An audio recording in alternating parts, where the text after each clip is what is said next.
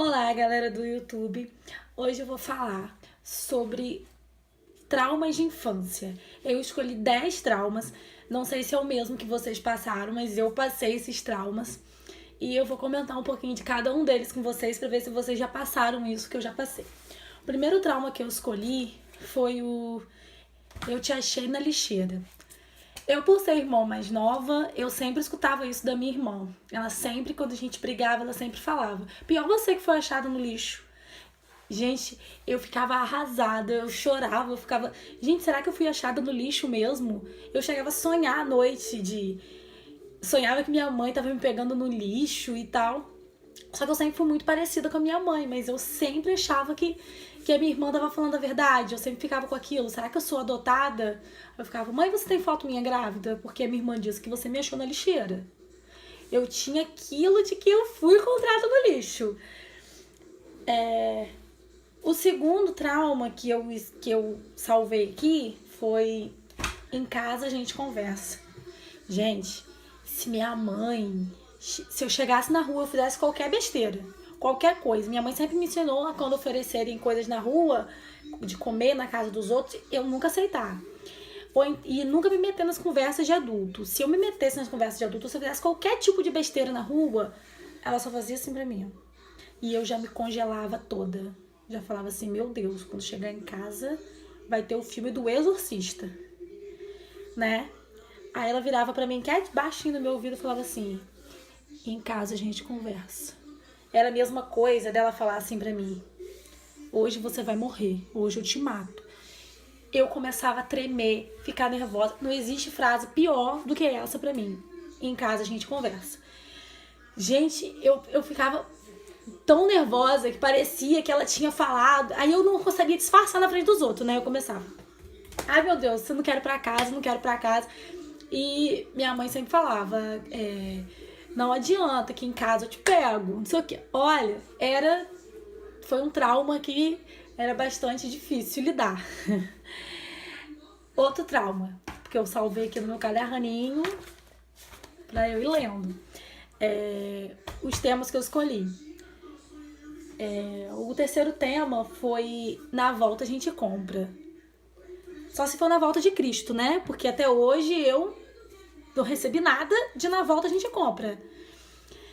Sempre que eu saía, eu gostava sempre de alguma coisinha. Poxa, ai, eu quero, não sei o quê. Eu nunca tive essa mania de ficar pedindo nada na rua, porque tinha aquela conversinha, né? Em casa a gente conversa, então eu já não pedia nada.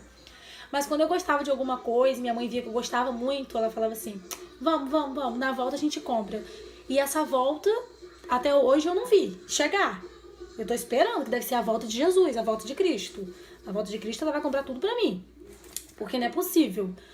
Já tenho 26 anos e até hoje eu não ganhei minha sonho azul. Que ela disse que na volta ela ia comprar uma boneca sonho azul, que eu era louca pra ter. Ela: "Na volta a gente compra". Eu: "Tá certo, tô esperando". Até hoje, e sentada. A quarta coisa que traumatizava era... Quem nunca ouviu dos pais, dos avós, dos amigos, que se a gente engolisse chiclete, a gente morria porque agarrava nas tripas. Eu me lembro que uma vez eu engoli o chiclete e eu passei a noite inteira acordada achando que eu ia morrer. E eu comecei a entrar numa paranoia que eu estava passando mal já, que minhas tripas já estavam agarradas e eu já ia morrer. E isso eu continuei acreditando nisso, gente. Até meus 13 anos eu acreditava que eu engoliria o chiclete e agarrava nas minhas tripas e eu ia morrer mesmo. Como se tivesse acontecido alguma coisa muito séria comigo. Eu achava que o chiclete ia me matar. Tá certo. Outro trauma que eu tive é o tal de... Eu vou contar de 1 a 3. Minha mãe não chegava nem no 2. Minha mãe falava 1, já tava. Porque eu sabia que quando chegasse o 3, o bicho ia pegar feio. Minha mãe falava 1, e tem toda uma encenação, né? Porque hoje eu faço isso com a Alice, então eu sei. Eu enceno igual a minha mãe fazia. Eu falo assim, ó: "Vou contar de 1 a 3". Aí a gente começa. 1, porque, né, tem que mostrar autoridade. 2. Só que aqui em casa é meio diferente, né? Eu tenho que contar mais um pouquinho, enrolar mais um bocadinho, repetir o 2 umas 3 vezes até funcionar. Aí eu fico 1, 2. Aí ela vem. Aí eu, tipo, pô, agora A melhor parte de ser mãe é que você pode dar as ordens, né? Você pode fazer tudo que sua mãe fazia com você, com a sua filha. Porque todas essas regrinhas, todos esses traumazinhos aqui, a minha filha passa também, entendeu? O tal de você não é todo mundo. Tinha passeios na escola. Minha mãe sempre tinha medo de me deixar nos passeios, porque eu não era fácil, né? Eu era uma criança meio complicada. Então minha mãe tinha medo. O último passeio que eu fiz foi pro sítio Mima. Minha mãe deixou eu ir com a minha irmã e a professora falou: não se pendura na grade. Porque tinha um macaquinho na grade, dentro da gaiola. E eu me pendurei. E eu lembro que o macaco agarrou o meu cabelo e bateu a minha cabeça na grade por horas. Por esses motivos, minha mãe não deixava eu participar de passeios escolares. Aí eu falava: poxa, mãe, eu tinha uma coleguinha que andava muito comigo, a Laís. Poxa, mãe, Laís, vai, as meninas vão. Você não é todo mundo. Eu não sou mãe de Laís, eu não sou mãe de fulano. Gente, eu faço tudo com a Alice hoje em dia. Ai, a melhor parte. Então, isso me matava por dentro. Eu tive vontade de responder pra ela: que pena que você não é mãe de Laís, que eu ia preferir. Mas se eu fizesse isso, eu iria ficar sem dente. Então eu falava assim: ai, eu quero tanto ir, eu quero tanto ir. Esse é só um exemplo. Tinham vários outros exemplos. Por exemplo, tinha uma amiga minha que ela tinha condiçãozinha melhor que a minha, né? Então ela comprava bastante roupas. Aí eu falei, uma vez eu vi um vestido na Femi. Na época eu não tinha condição de comprar um vestido da Femi. Eu falei: mãe, eu queria tanto aquele vestido e tal, não sei o que. Poxa, minha colega vai comprar e eu queria um também, porque a gente vai numa festa e eu não vou com essas roupas que eu tenho aqui. Minhas roupas eram horríveis, ridículas. Aí minha mãe: quem vai comprar? Eu falei assim: a colega minha, Dani, o nome da minha amiga era Dani. Aí ela: e o que que tem? Você não é todo mundo, você não vai comprar. Eu não sou mãe de Dani. Era sempre essa mesma frase. Essa frase acabava com a minha vida, com a minha estrutura emocional. Depois teve o 7. O sétimo trauma, né? Eu não sei, eu acho que isso só aconteceu com esse trauma, foi só eu mesmo. Porque minha mãe e meu padrasto que me criou, né? Eles inventavam pra mim que... pra me controlar, porque como eu disse, eu não era uma criança muito tranquila, eles falavam pra mim que tinha um grupo de ciganos que levavam as crianças.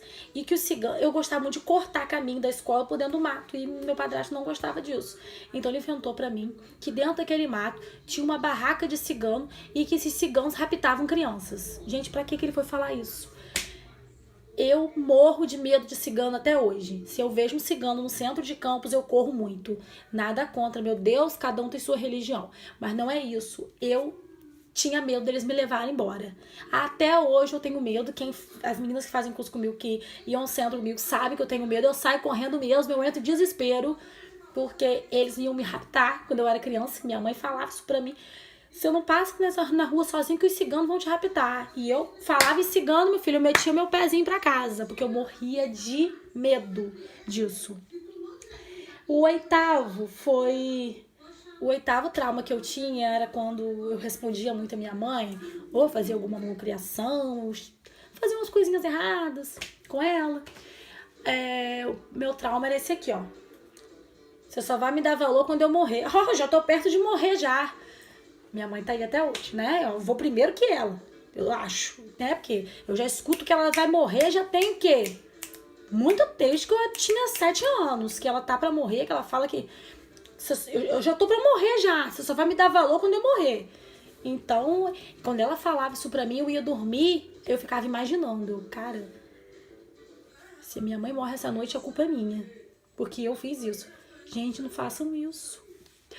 Não façam isso com o filho de vocês, crianças, porque eu ia dormir mal. Eu falava assim: se minha mãe morrer essa noite, a culpa é minha, que eu aprontei, mas amanhã eu vou ficar calminha, eu vou melhorar daqui pra frente. Tudo mentira, depois eu fazia tudo de novo.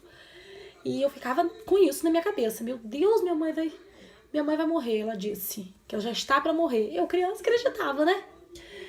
O 9º trauma é: enquanto você morar no meu teto, quem manda sou eu. Comecei a ficar adolescente, criança adolescente, né?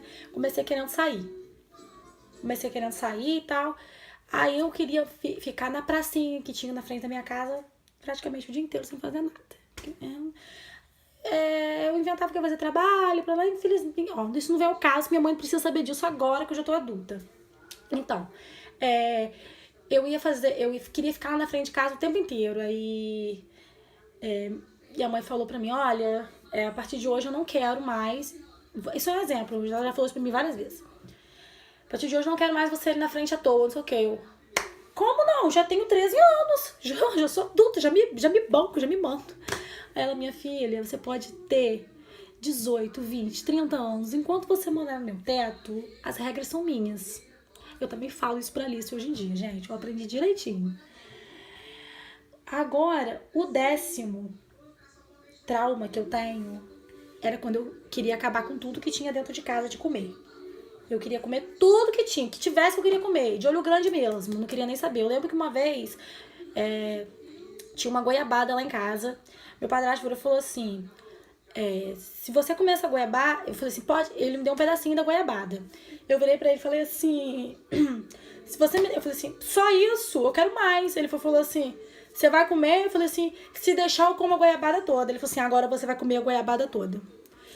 Ele botou a goiabada na mesa, foi partindo, foi me dando.